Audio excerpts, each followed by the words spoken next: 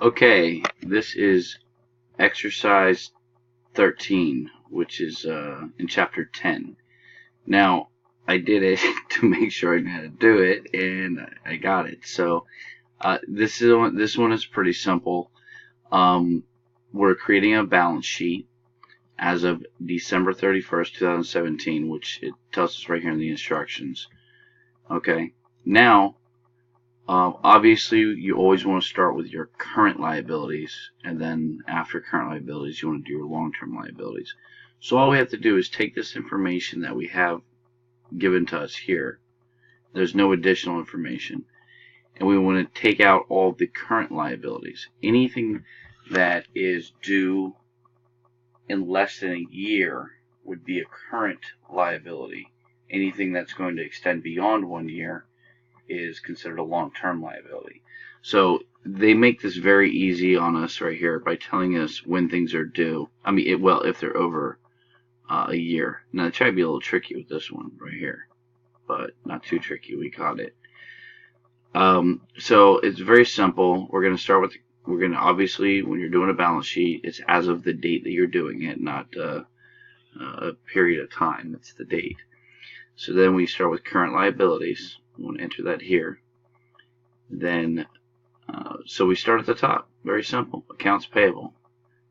180,550. So we put accounts payable, 180,550, and all the way down the list.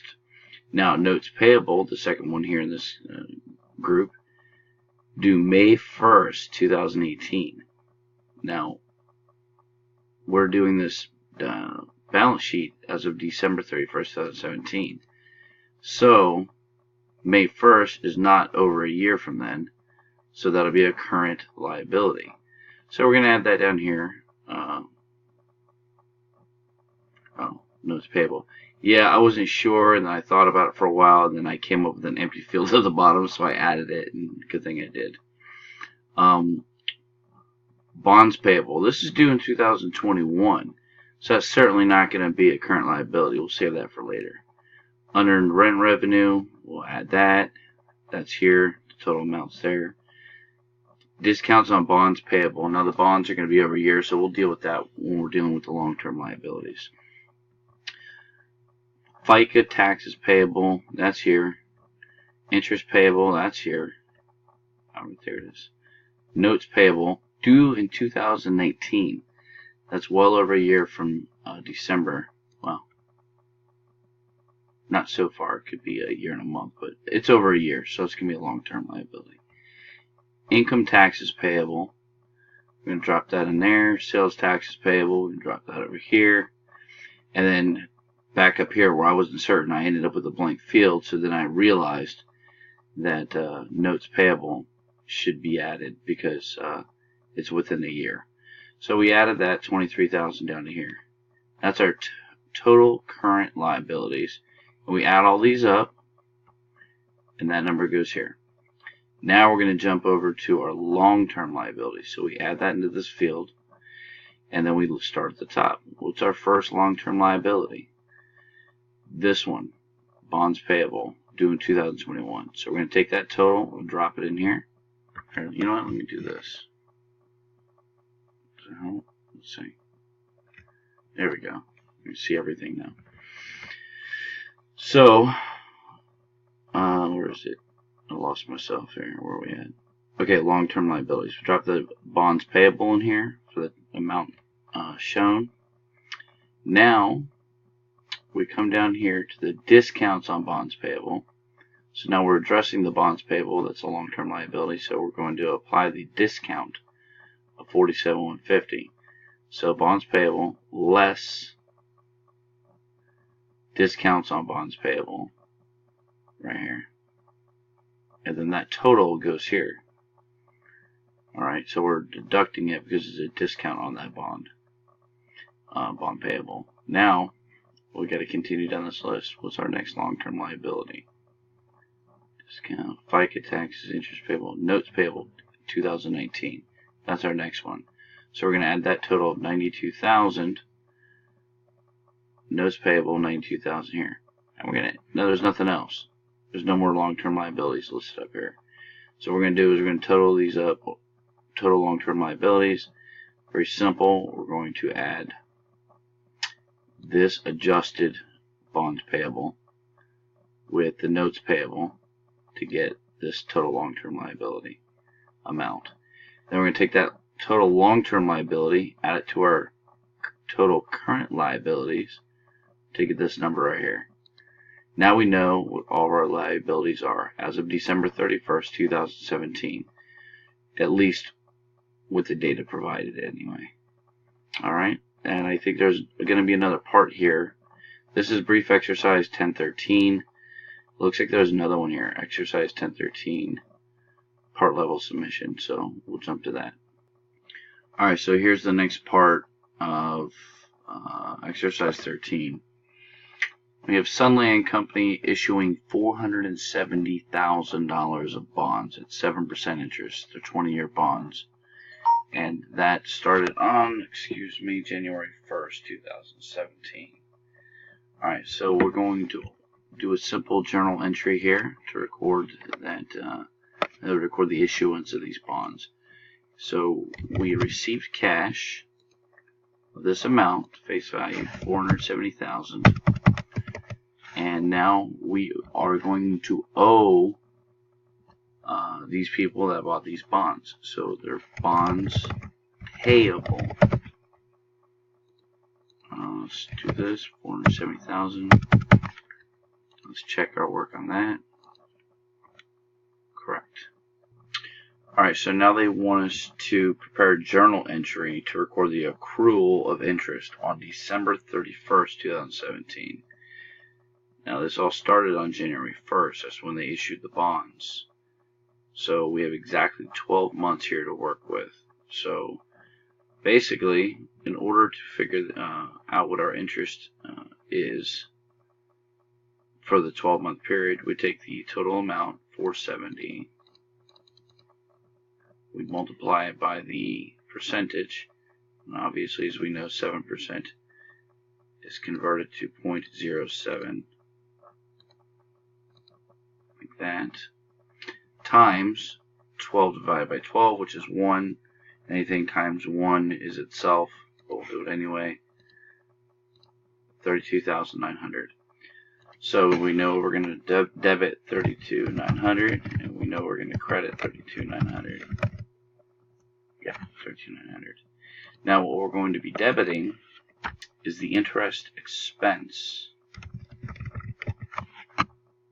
And we are going to be crediting the interest payable. Let me see something. Okay, see, this is very important to note here. The interest is payable annually on January 1st. Now, we're recording this now as a journal entry on December 31st. So we're not paying it till tomorrow. Okay? So that means it's still payable. Now, if this was January 1st, things would be a little different because we'd be reducing payable by debiting it. Anyway, it's important to know that we still haven't paid it yet. We're not going to pay it today. We're going to pay it tomorrow, so it's still payable. The interest is still payable. So that's why we're crediting that. We're debiting the expense. Alright. Oh, let's check to make sure that's right. Ta-da. So, how interesting, because now here we are on January 1st having to pay that interest. So, now what we're going to do on January 1st, now remember up here, it was December 31st, and so our interest was still payable, but now today we're going to pay it. So instead of crediting interest payable, now we need to debit that. So we're going to go ahead and enter interest payable. We're going to debit it, 32,900. And how do we take care of an interest payable? We pay cash. So if we're paying cash, then we're losing cash. We're spending it.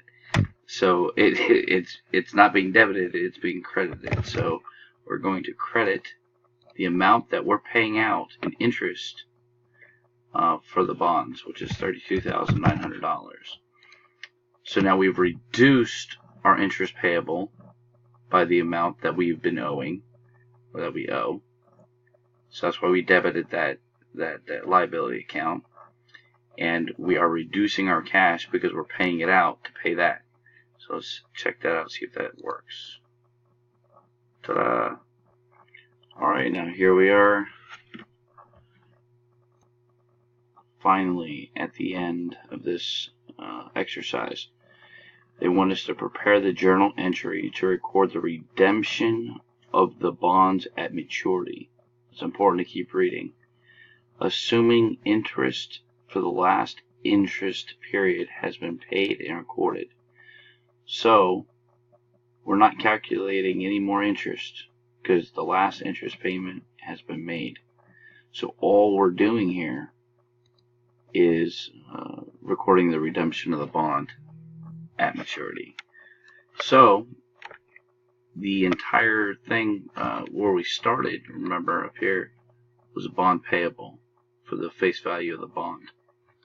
So instead of crediting that, bonds payable, we are going to be debiting that amount. Now look at here. I wonder if y'all have the same problem. Look, I can't keep scrolling up. I'm wheeling my mouse and I can't get to the top.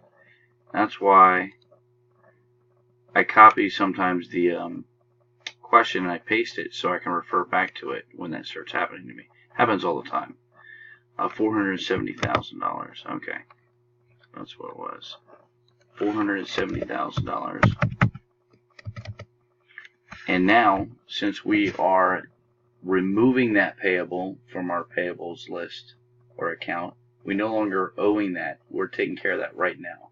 So we are debiting that to deduct that from our total payables, bonds payable.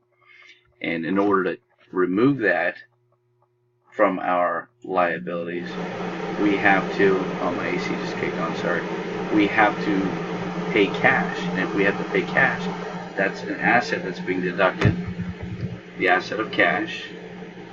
And when you add money to your account, you're debiting it. When you take it out, you're crediting it. So we're making a payment of cash for that amount, $470,000. So we're reducing our cash by $470,000. We're taking care of this payable account, this bond payable account. And that should be it. Let's check, cross our fingers. Hallelujah. Alright, if y'all have any questions, I just want to point this out, and this is, look, never mind. Now my computer's really freaking out on me. I can't even scroll around, it's weird. Anyway, I was going to give you some cool information, but if you have any questions, I felt like I really had a grasp on this lesson, unlike a lot of the previous lessons. So if you have any questions, just ask. I think I'm going to be able to help you out. Alright, thanks. Bye.